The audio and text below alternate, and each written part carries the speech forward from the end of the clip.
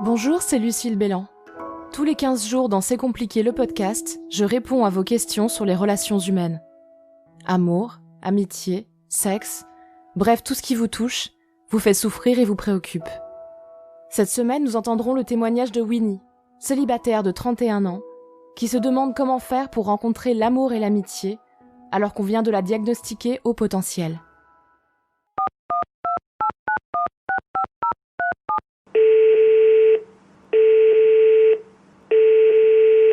Bonjour Lucille, je m'appelle Winnie, j'ai 31 ans, célibataire depuis un moment, à tel point que je ne compte plus les années. J'ai appris il y a près d'un an que je suis au potentiel, surdouée. C'est à la fois un cadeau et un fardeau. Un fardeau car cette nouvelle arrive suite à un long questionnement sur les raisons de mon existence, après une période de dépression et d'extrême solitude dont je me remets tout doucement. Ce cadeau répond à de nombreuses questions, explique des situations incompréhensibles et pourquoi j'ai autant de mal à me faire accepter des autres et à gérer mes relations interpersonnelles. C'est cool, mais après, que faire ? 1 an est passé et je suis toujours au même point, seule, sans amour, sans amis proches qui soient là pour moi, pour être à mon écoute, pour m'épauler, pour rire avec moi, alors que j'ai toujours été disponible pour eux. Un peu trop d'ailleurs. Certes, j'en sais plus sur moi depuis, mais je me rends compte que ça rend les choses encore plus difficiles. Désormais, je sais quelles sont mes limites, que j'avais longtemps ignorées. Je sais désormais que telle ou telle situation ou environnement m'insupporte. J'ai essayé d'aller vers les gens qui sont comme moi, mais c'est compliqué. On se comprend, mais on n'ose rien entre nous. J'ai essayé d'aller sur les applis de rencontres, mais là-bas, ce sont les apparences qui sont le plus important. Cela ne me convient pas. Je ne m'y sens vraiment pas à l'aise. En plus, étant une femme noire, ça rend encore les choses plus difficiles. Mais ça commence à être lassant. Pour sortir de ma dépression, j'ai appris à apprécier ma propre compagnie, à me faire plaisir, sans attendre que ça vienne des autres, évidemment. Mais jusqu'à quand devrais-je vivre ainsi ? C'est quoi la finalité ? J'ai appris et bien sûr, j'apprends toujours à m'aimer, et je m'aime, et aujourd'hui j'ai beaucoup d'amour à donner, mais il n'y a personne. Je ne sais pas où trouver cette personne, ou ces personnes. Hâte d'entendre ses conseils. Merci.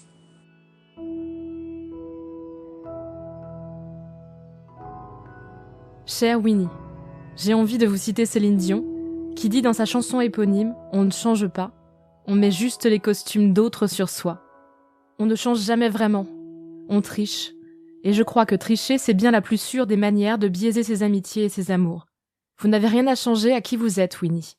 Je crois même qu'avec ce diagnostic, vous vous connaissez mieux que jamais, et que vous pouvez ainsi vous présenter en toute sincérité au monde, afin qu'il vous apprécie et vous respecte pour ce que vous êtes vraiment. Plus question de souffrir dans votre coin, parce que vous aurez dépassé vos propres limites. Plus question d'arrondir les angles, et disons-le, de mentir sur vos sentiments et pensées réelles. Vous dites vous aimer, mais je pense que vous n'êtes qu'au début de cette aventure-là, que cette acceptation et cet amour de vous-même ne peuvent être que bénéfiques à votre recherche de relations profondes avec les autres. Vous dites aussi avoir fait le tour des différentes manières contemporaines de faire des rencontres. Et si je rejoins votre avis sur l'aspect artificiel qui peut prédominer sur les applications de rencontres, je pense aussi qu'il y a une infinité d'autres moyens de rencontrer des gens. Qu'est-ce qui vous plaît ? Qu'est-ce qui vous anime ? C'est beaucoup plus simple d'entamer la discussion avec quelqu'un qui partage déjà nos centres d'intérêt. On ne compte plus les personnes qui ont fini par créer du lien, sentimental ou amical, après une discussion enflammée à propos de Star Trek, du concours national de pâté en croûte ou de géopolitique. Ce sont des questions simples auxquelles vous devez répondre. Qui je suis ? Qu'est-ce que j'aime ? Qu'est-ce que je veux présenter au monde en premier, parce que c'est ce qui compte le plus pour moi ? Que vous soyez surdoué est secondaire. Enfin, ça l'est comme d'autres composants de votre identité et de votre histoire. Vous êtes beaucoup de choses, et la plupart de ces choses sont des richesses. Elles vous permettent d'avoir un regard unique sur le monde, un regard qui mérite d'être partagé. De votre expérience de vie pour l'instant, au regard de quelques minutes de votre message, je ne sens majoritairement que du négatif. Vous pouvez d'ores et déjà décider de voir votre futur comme quelque chose de plus positif. Tout simplement parce que vous avez la chance d'en savoir plus sur vous. Cela peut sembler être un peu simpliste de se répéter et de croire ces simples phrases, Mais je peux vous assurer que cela fait souvent une différence. Je suis ce que je suis. Je suis une personne intéressante. J'ai beaucoup à apporter au monde. Ces mantras, ils peuvent vous accompagner au quotidien, dans les moments d'angoisse comme dans les moments joyeux. Ils prendront en fait même de la force et du sens dans ces moments de bonheur. On ne change pas Winnie. Si Céline Dion le chante, c'est que ça doit être un petit peu vrai. Enfin, moi, je le crois. Et je vous invite, juste avant de vous tourner vers les autres, à vous apprécier pleinement pour tout ce que vous êtes, afin de présenter au monde une version sincère de vous, avec laquelle vous seriez en harmonie et que vous auriez envie de porter longtemps. Pour parler des problématiques des adultes surdoués, j'ai téléphoné à la spécialiste Monique de Kermadec, psychologue clinicienne, psychanalyste et autrice. Je lui ai d'abord demandé quelles étaient les difficultés rencontrées par les adultes surdoués quand ils décident de rencontrer des gens pour se mettre en couple. Rencontrer quelqu'un pour se mettre en couple est toujours difficile. Je dirais que ça l'est pour tout le monde. Rencontrer quelqu'un sans savoir ce que ceci va donner est probablement facile. La perspective d'un couple complexifie déjà la démarche. Il est vrai qu'aujourd'hui, avec toutes les applications, nous avons l'impression de pouvoir être plus facilement en contact avec des personnes nouvelles. Mais pour les adultes surdoués, ces applications ne sont que modérément utiles parce qu'ils ont une certaine façon d'être, un certain regard sur le monde, et ils ne vont pas nécessairement retrouver le genre de réponse qu'ils attendent de la part de l'autre. Ceci vient, je dirais, de caractéristiques qui sont les leurs. On sait très bien que ce sont de grands idéalistes, des perfectionnistes, des hypersensibles. Ils sont, je dirais, assez complexes dans leur manière d'aborder la relation. Ça peut dérouter l'autre et ça peut rendre les premiers moments particulièrement, je dirais, maladroits ou, je dirais, peu engageants pour ceux qui n'ont pas l'habitude de les connaître. Pour une personne surdouée, comment gérer son angoisse et ses questions dans la périlleuse phase de la drague ? Alors, je trouve que la phase de la drague, en fait, c'est une formule très grand public et c'est un jeu pour attirer l'attention de l'autre, bien évidemment, qu'on a tous connu à tous les âges. Mais l'homme et la femme à haut potentiel se révèlent un peu maladroits parce que ce contact superficiel n'est pas tout à fait ce qu'ils recherchent. On en voit, par exemple, aller à des soirées, aller à des conférences, et dans les premiers contacts avec des personnes qui les attirent, bien évidemment, ils sont toujours pleins de maladresse parce qu'ils ne savent pas de quoi ils pourraient bien parler, et un discours superficiel, qui est celui de la drague, bien évidemment, est un discours qui les laisse un petit peu, je dirais, frustrés. Ils ont le désir de plaire, mais ils veulent avant tout trouver quelqu'un avec qui ça va être vraiment intéressant d'échanger, de discuter. Donc, quand ils se livrent au jeu de la drague, eh bien, les dés sont pipés d'avance parce qu'ils risquent d'obtenir ce que l'autre, je dirais, ne cherche pas, et ce que l'autre obtiendra n'est pas non plus ce qu'il attend. Il y a une sorte de jeu de chat et de la souris qui a moins de chances d'aboutir avec eux, à moins qu'ils aient une véritable intelligence relationnelle et qu'ils aient un contact facile avec les autres. Ce n'est pas toujours le cas des hommes et des femmes surdoués. Une fois qu'on a rencontré quelqu'un, est-ce qu'il est nécessaire de préciser qu'on est une personne surdouée ? C'est une question qui m'est très souvent posée. Je constate que lorsqu'une personne qui a ignoré très longtemps sa véritable identité découvre enfin un mot qui met, je dirais, une image positive sur sa façon d'être, on a souvent envie de dire à l'autre, voilà, comme si on avait envie de donner à l'autre son mode d'emploi.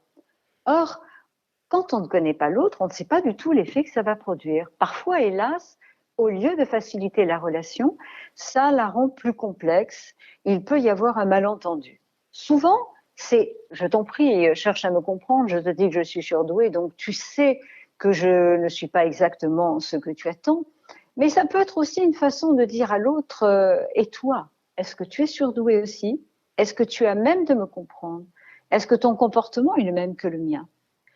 J'ai envie de dire, quand on ne connaît pas l'autre, il vaudrait mieux ne pas l'annoncer tout de suite, parce qu'on ne sait pas du tout comment la situation va évoluer. Moi, je préconise toujours à ces hommes et ces femmes de parler d'eux-mêmes de façon à montrer cette intensité, à montrer ces traits de personnalité qui sont particuliers aux surdoués. Si l'autre est sensible, si l'autre a de l'empathie, il comprendra à qui il a affaire, il arrivera peut-être même à la conclusion qu'il ou elle est surdoué. Si par contre l'autre n'arrive pas à cette conclusion et ne comprend pas, eh bien, il prendra le large et ce ne sera pas une grande perte pour les deux. Serait-il plus simple de chercher à rencontrer directement d'autres personnes surdouées ? C'est une question que l'on me pose à la fin de chaque conférence. Est-ce qu'un surdoué ne peut être heureux qu'avec un ou autre surdoué ? Et dans les faits, ça peut être le paradis ou l'enfer. Soit les deux surdoués vont vraiment très bien ensemble, et à ce moment-là, c'est une relation forte, durable, qui va faire face, je dirais, aux différentes épreuves de la vie de façon très positive. Ou alors, ces deux surdoués sont différents, car au-delà de notre intelligence, il y a aussi notre personnalité. Et si nous ne sommes pas compatibles, que l'on ait 130 et plus de QI ne va pas nous rendre nécessairement plus compatibles. Ce qui est important, c'est déjà de voir, par exemple, est-ce qu'un surdoué est quelqu'un qui est très extraverti et l'autre introverti ? Et là, nous allons avoir du mal parce qu'il va y avoir des excès dans un sens et dans l'autre qui seront mal compris. Donc, moi, je vois des couples de surdoués qui, parfois, ont besoin, eux aussi, comme dans une relation avec un non-surdoué, ont besoin d'expliquer à l'autre, de donner leur mode d'emploi. Si l'autre est souple, si l'autre aime suffisamment pour tenir compte du besoin de cet homme ou de cette femme, eh bien le couple ira de l'avant. Je vois des femmes surdouées qui sont en couple avec des hommes qui n'ont jamais fait les moindres études et qui sont parfaitement heureuses. Je vois tous les cas de figure. Ce qui va compter, c'est l'écoute de l'autre, la qualité de la communication, le désir de partager. C'est une générosité envers l'autre et le partage de valeurs. C'est surtout ça qui va faire le bonheur d'un couple. Ensemble, nous avons convenu que la pop culture délaissait trop facilement la problématique de l'adulte surdoué. À part le très caricatural Sheldon Cooper dans la série Big Bang Theory, peu de représentations permettent aux adultes surdoués et à leurs proches de comprendre un peu mieux leur mode de fonctionnement. Les livres de Monique de Kermadec, et en particulier le récent Le surdoué et l'amour, aux éditions Albin Michel, viennent remplir ainsi un vide dommageable. Alors on a peu écrit sur l'adulte surdoué et l'amour, on a écrit sur les difficultés relationnelles des surdoués, donc c'est une manière peut-être indirecte d'aborder la relation et une relation plus intime. On n'a pas parlé, et c'est ce qui m'a donné l'idée personnellement d'écrire enfin quelque chose là-dessus, parce que cette intensité, cette exigence, je veux dire, quelles répercussions ça a lorsque nous cherchons à avoir une vie de couple et une vie satisfaisante en couple, quel que soit le couple que nous formons, qu'il soit traditionnel ou tout à fait, je dirais, différent de celui que la société nous recommande. Je crois qu'il y a beaucoup à faire là-dessus, c'est important de rechercher. L'amour tient une place fondamentale dans notre vie. C'est l'amour qui contribue à ce sentiment de bien-être profond que nous avons. Et nous avons besoin de trouver un partenaire, une partenaire, quelqu'un avec qui il y a un lien fort et proche. Les Américains ont commencé quelques études, il y en a très peu, j'y fais référence dans mon livre. J'ai été étonnée de voir que sur leurs études à long terme, même s'il y a une différence culturelle, dans les faits, les conclusions se rapprochent beaucoup de ce que j'ai pu voir au travers de mes 25 années de consultation avec des adultes surdoués. Nous ne pouvons qu'encourager des écrits, des témoignages, des recherches. Et je trouve que c'est merveilleux que vous en parliez dans votre émission parce que tant qu'on n'en parlera pas, on va rester avec des hommes, des femmes, de grands adolescents qui ne comprendront pas comment gérer leurs propres différences dans cette relation si fondamentale qu'est l'amour. Pour aller plus loin, je vous conseille cette semaine de découvrir ou redécouvrir le film Will Hunting de Gus Van Sant, l'histoire d'un jeune homme des quartiers populaires, homme de ménage dans une fac de sciences, dont l'intelligence supérieure est révélée par un professeur de l'université.